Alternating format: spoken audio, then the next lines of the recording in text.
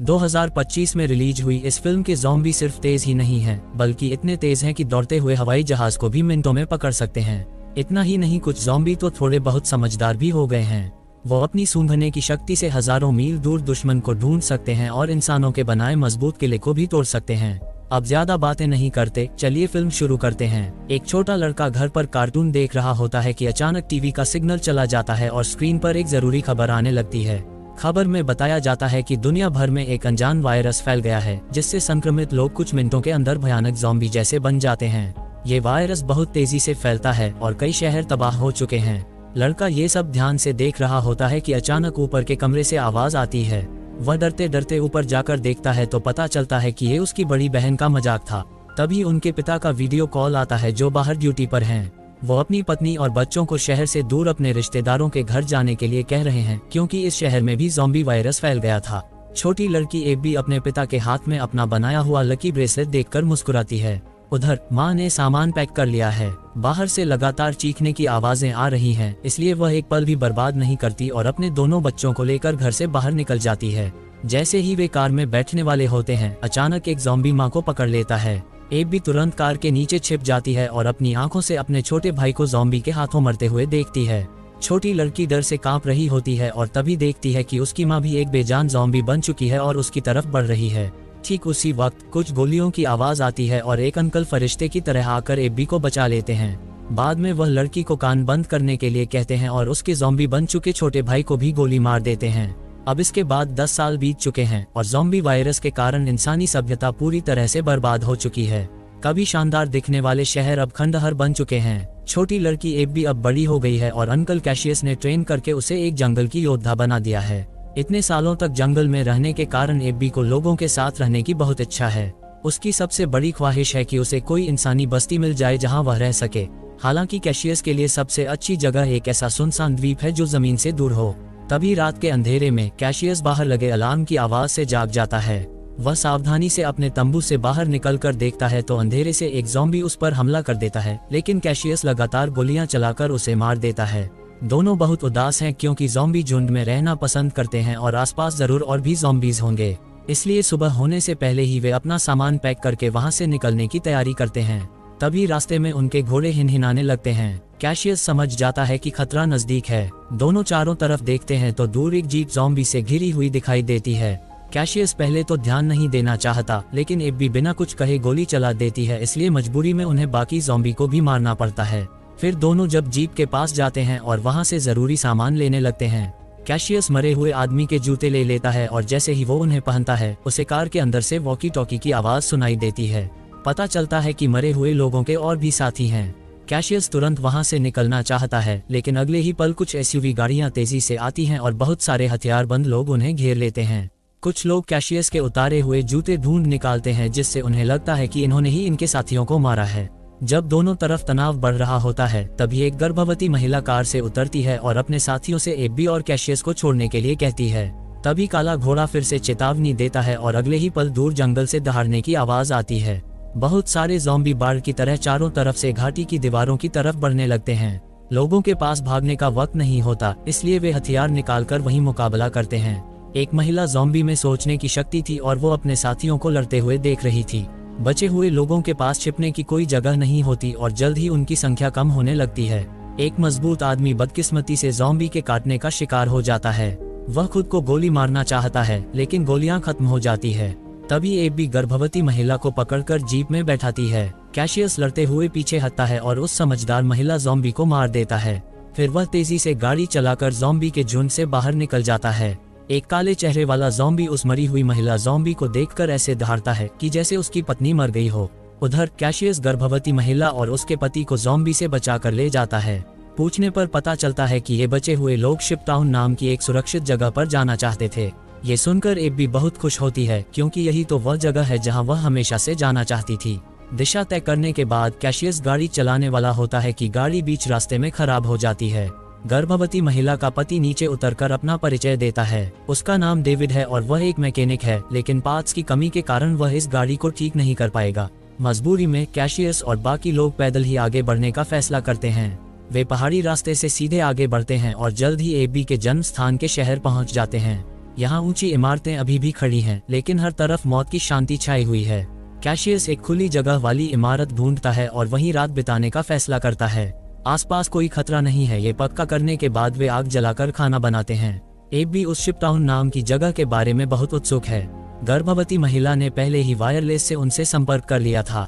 जैसा कि नाम से पता चलता है, शिपटाउन कई बड़े जहाजों को जोड़कर बनाया गया है।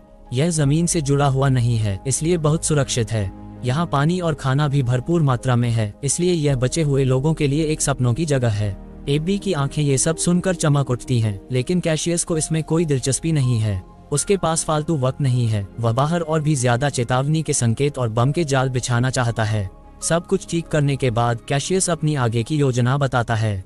वह मेगन और उसके पति को कुछ दूर तक पहुंचाएगा। उसके बाद दोनों अलग अलग रास्ते पर चले जाएंगे, क्योंकि उसका लक्ष्य दूसरी दिशा में स्थित बंदरगाह है। एबी बहुत परेशान होती है और चुपके से कैशियस के पास जाकर उससे बहस करती है कि वह उनके साथ शिपटाउन क्यों नहीं जा रहा। कैशियस बहुत समझदारी से कहता है कि जहां ज्यादा लोग होते हैं वहां ज्यादा खतरा होता है, लेकिन एबी को इंसानी बुराई और कैशियस की बात बिल्कुल समझ में नहीं आती। वह कैशियस से बहुत झगड़ा करती है और फिर अकेले ऊपर रात बिताने के लिए चली जाती है। हालांकि दोनों को यह नहीं पता होता कि वह काले चेहरे वाला ज़ॉम्बी उनकी छोड़ी हुई गाड़ी को सूंघते हुए उन्हें ढूंढ चुका है। लगता है कि उस ज़ॉम्बी सरदार ने कैशियस से टक्कर लेने की ठान ली है। अगली सुबह एबी अपनी बचपन की तस्वीरें देख रही होती है कि अचानक नीचे पेड़ों से सरसराहट की आवाज आती है। वह समझ जाती है कि ज़ॉम्बी अंदर आ गए हैं और सबको चेतावनी देने के लिए नीचे भागने वाली होती है, लेकिन रास्ते में ही उसे ज़ॉम्बी मिल जाते हैं। हालांकि वह बहुत तेजी से रिएक्ट करती है और एक पीछा करने वाले ज़ॉम्बी को चकमा दे देती है, लेकिन इस चक्कर में उसका संतुलन बिगड़ जाता है। तभी कैशियस फिर से प्रकट होता है और एक बार फिर उसे खतरे से बचा लेता है। थोड़ी देर बाद काले चेहरे वाला ज़ॉम्बी अपने साथियों के साथ वहां पहुंच जाता है, लेकिन वे पहले से बिछाए गए जाल में फंस जाते हैं। कैशियस धमाके की आवाज सुनकर समझ जाता है कि ज़ॉम्बी का झुंड उसके पीछे पड़ गया है। तभी एबी को अचानक याद आता है कि थोड़ी दूर पर एक छोटा सा हवाई अड्डा है। बचपन में उसके पिता उसे अक्सर वहां घुमाने ले जाते थे। शायद वहां कुछ हवाई जहाज बचे हों। इससे सबके कई दिनों का रास्ता बच जाएगा। हालांकि कैशियस को ज्यादा उम्मीद नहीं होती, लेकिन एबी के बार बार कहने पर वह वहां जाने के लिए मान जाता है। थोड़ी ही दूर चलने पर एबी जिस छोटे हवाई अड्डे की बात कर रही थी वह उन्हें दिखाई देता है, लेकिन सबको बहुत निराशा होती है क्योंकि वहाँ सब कुछ खाली पड़ा होता है। एक भी हवाई जहाज नहीं दिखता। हालांकि एबी हार नहीं मानती। उसे याद है कि उसके पिता ने एक निजी हैंगर खरीदा था जो अब एक छोटे टीले जैसा दिखता है और बहुत छिपा हुआ है। पुराने तरीके से दरवाजा खोलने के बाद उसके पिता का छोटा हवाई जहाज वाकई में वहीं खड़ा होता है। एबी खुशी से मुस्कुराती है। आखिरकार उसने कैशियस के सामने अपनी बात सही साबित कर दी। हालांकि यह हवाई जहाज बहुत दिनों से इस्तेमाल नहीं हुआ था, इसलिए मैकेनिक डेविड कहता है कि इसे ठीक करने की जरूरत है और कैशियस और एबी दूर एक ऊंची इमारत में पहरा देते हैं। अभी वे ठीक से बैठे भी नहीं होते कि उन्हें बहुत सारे ज़ॉम्बी उनकी तरफ आते हुए दिखाई देते हैं।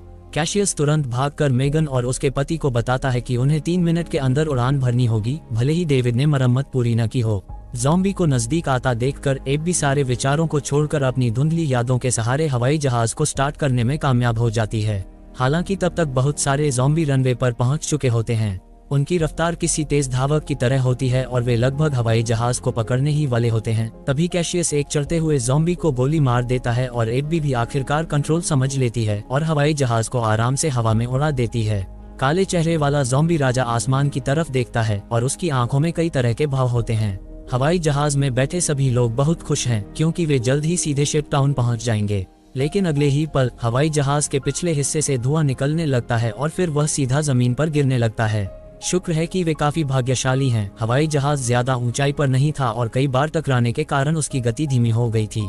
चारों लोगों को सिर्फ हल्की चोटें आती हैं, लेकिन हवाई जहाज अब इस्तेमाल करने लायक नहीं बचा था। उन्हें पैदल ही आगे बढ़ना होगा। चलते चलते वे एक सुनसान रेलवे स्टेशन पर पहुंचते हैं। आसपास कोई ज़ॉम्बी नहीं है। ये पक्का करने के बाद कैशियस वहीं रात बिताने का फैसला करता है। बंदरगाह और शिपटाउन पहाड़ के दूसरी तरफ हैं। वे चारों कुछ दूर तक साथ चल सकते हैं। अपनी गर्भवती पत्नी को देखने के बाद डेविड अकेले एक डिब्बे में चला जाता है। वह अपनी पैंट की टांग ऊपर करता है और एक भयानक निशान दिखाता है। दरअसल उसे कुछ दिन पहले ज़ॉम्बी ने काट लिया था। डेविड जानता है कि वह जल्द ही ज़ॉम्बी बन जाएगा, इसलिए खुद को गोली मारना चाहता है, लेकिन अपनी होने वाली पत्नी के बारे में सोचकर वह ये विचार छोड़ देता है। अगली सुबह कैशियस को डेविड में कुछ अजीब लगता है। वह मौका देखकर उसकी पैंट की टांग ऊपर करता है और ज़ॉम्बी के काटने का निशान देख लेता है। हालांकि आगे चल रही एबी उसे जल्दी करने के लिए कह रही होती है, इसलिए वह डेविड को वहीं मारने का इरादा छोड़ देता है। चलते चलते रात हो जाती है और आगे उन्हें अचानक एक फार्म हाउस दिखाई देता है। कैशियस चुपचाप बंदूक निकालकर आगे बढ़ता है। तभी दरवाजे पर लगे स्पीकर से अचानक चेतावनी की आवाज आती है। अंदर किसी के होने की पुष्टि होने पर एबी शांति से आगे बढ़कर कहती है कि उसकी कोई बुरी मंशा नहीं है। उन्हें पता चलता है कि उनके साथ एक गर्भवती महिला है तो घर के मालिक का शक दूर हो जाता है। सारे हथियार जमा करने के बाद बूढ़ा आदमी मेहमाननवाजी से सबको घर के अंदर बुलाता है। उन्होंने यहाँ सोलर पावर और बारिश के पानी को फिल्टर करने का सिस्टम लगाया हुआ था। एबी आखिरकार गर्म पानी से नहा पाती है। स्वादिष्ट रात का खाना खाने के बाद कैशियस अपने लैपटॉप को चार्ज करता है। उसमें उसकी पत्नी के साथ उसकी तस्वीरें हैं, जिनमें से एक उसकी पत्नी के गर्भवती होने के वक्त की है। तस्वीरें देखने के बाद कैशियस मेगन के पास जाता है और कहता है कि उसने अपना इरादा बदल दिया है। वह पहले उसे शिप टाउन पहुंचाएगा, फिर एबी के साथ बंदरगाह की तलाश करेगा। तभी घर का मालिक सबको शराब देता है और इतने दिनों बाद सबको आराम से बैठकर बातें करने का मौका मिलता है। लेकिन बातें करते करते उन्हें कुछ गड़बड़ लगती है। घर का मालिक कहता है कि ज़ॉम्बी इंसानी विकास का अगला चरण है। वे सबसे बड़े शिकारी हैं, इसलिए उन्हें पृथ्वी पर राज करना चाहिए, जैसे इंसानों ने पहले लालच में आकर दूसरे जानवरों का शिकार किया था। ये सुनकर सब चौंक जाते हैं। सिर्फ डेविड को अपनी तबीयत ज्यादा खराब लगती है और वह बाथरूम में जाता है। उसके शरीर में वायरस पूरी तरह से फैल चुका होता है। जब डेविड वापस हॉल में आता है तो देखता है कि कैशियस और बाकी दोनों बेहोश पड़े हैं। घर का मालिक तुरंत अपने हाथ में पकड़े हुए एक डिवाइस का बटन दबा देता है। डेविड को अचानक बहुत कमजोरी महसूस होती है और वह जमीन पर गिर जाता है। जब डेविड फिर से उठता है तो देखता है कि उसे और उसके साथियों को लटका दिया गया है। दरअसल घर के मालिक ने शराब में बेहोशी की दवा मिला दी थी और वो आदमी असल में एक साइंटिस्ट था। कई सालों के रिसर्च के बाद उसने एक खास डिवाइस बनाया है जो कम फ्रीक्वेंसी वाले सिग्नल से ज़ॉम्बी के व्यवहार को कंट्रोल कर सकता है। और जाल में फंसे कैशियस और बाकी लोग उसके एक्सपेरिमेंट के सामान हैं। ये सब कहने के बाद साइंटिस्ट पीछे पिंजरे का दरवाजा खोलता है। उसमें उसकी पत्नी बंद है जो पहले ही ज़ॉम्बी बन चुकी है। वह स्विच घुमाकर देखता है तो ज़ॉम्बी सच में कैशियस पर हमला कर देती है। लेकिन डेविड वायरस की ताकत से रस्सी तोड़ देता है और डिवाइस के कंट्रोल को भी अनदेखा करके बंधे हुए कैशियस और बाकी लोगों को बचा लेता है। घर का मालिक खतरा भांपकर तुरंत भाग जाता है और जल्द ही आंखों से ओझल हो जाता है। कैशियस अब और वहां नहीं रुकना चाहता। वह बाहर एक गाड़ी ढूंढता है और सबको लेकर घने जंगल की तरफ निकल जाता है। लेकिन घर का मालिक इतनी आसानी से हार मानने वाला नहीं है। वह अपने डिवाइस से ज़ॉम्बी के झुंड को कंट्रोल करके उनका पीछा करवाता है। कैशियस गाड़ी की स्पीड बढ़ाता रहता है, लेकिन आगे का रास्ता बंद था। अब उनके पास बाइक से भागने के अलावा कोई चारा नहीं है। डेविड जानता है कि उसके पास ज्यादा वक्त नहीं है, इसलिए वह पीछे रहकर ज़ॉम्बी को रोकने का फैसला करता है। अपनी पत्नी से कुछ बातें करने के बाद वह हिम्मत करके ज़ॉम्बी के झुंड में घुस जाता है। हालांकि इससे ज़ॉम्बी का पीछा सिर्फ थोड़ी देर के लिए ही रुक पाता है। कैशियस मेगन को गोद में लेकर लड़ते हुए पीछे हटता है। जब ज़ॉम्बी उन पर पहुंचने ही वाले होते हैं तो उन्हें अचानक एक इंसानी चौकी दिखाई देती है।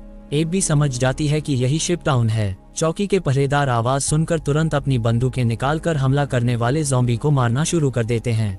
काले चेहरे वाला ज़ॉम्बी अपने साथियों को आगे बढ़ने से रोकता है क्योंकि आगे पानी का रास्ता है और वे उसे पार नहीं कर सकते।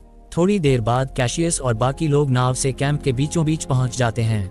मेगन की डिलीवरी होने वाली थी और उसे तुरंत इलाज की जरूरत थी।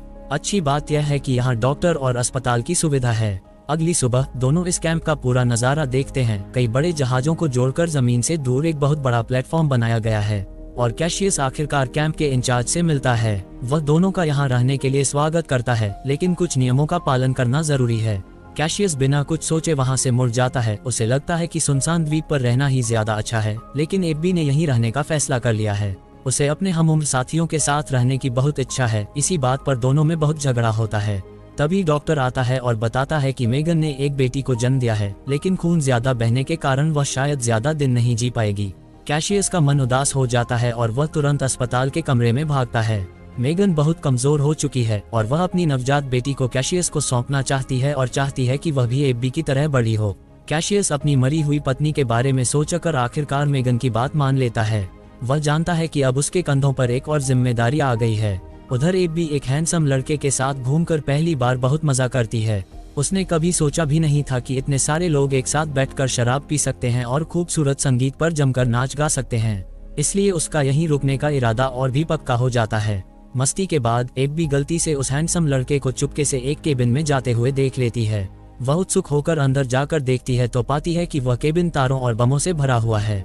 एक वायरलेस स्विच अलग से चमक रहा होता है। तभी वह लड़का भागकर आता है और बताता है कि उन्होंने शिप टाउन के नीचे बम लगाए हैं। अगर कभी यह जगह खतरे में पड़ती है तो लोग गुप्त रास्ते से भाग जाएंगे और इसे उड़ा देंगे। लेकिन दोनों को बिल्कुल भी अंदाजा नहीं होता कि ये दिन इतनी जल्दी आ जाएगा। उस सनकी साइंटिस्ट का गुस्सा शांत नहीं होता और वह अपने कंट्रोल डिवाइस के जरिए उस काले चेहरे वाले ज़ॉम्बी राजा से हाथ मिला लेता है।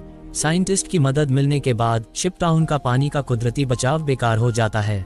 बहुत सारे ज़ॉम्बी पानी के नीचे से या नावों की मदद से जल्द ही शिप टाउन कैंप में घुस जाते हैं। अचानक हुए हमले से बचे हुए लोगों में से बहुत सारे तुरंत मारे जाते हैं और जिन लोगों के पास छिपने की कोई जगह नहीं होती वे आखिरकार ज़ॉम्बी का खाना बन जाते हैं। कैशियस को एबी की चिंता होती है और वह भीड़ के विपरीत दिशा में उसे ढूंढता हुआ जाता है। वह ज़ॉम्बी को मारते हुए आगे बढ़ता है और आखिरकार उसे डेक पर लड़ते हुए ढूंढ लेता है।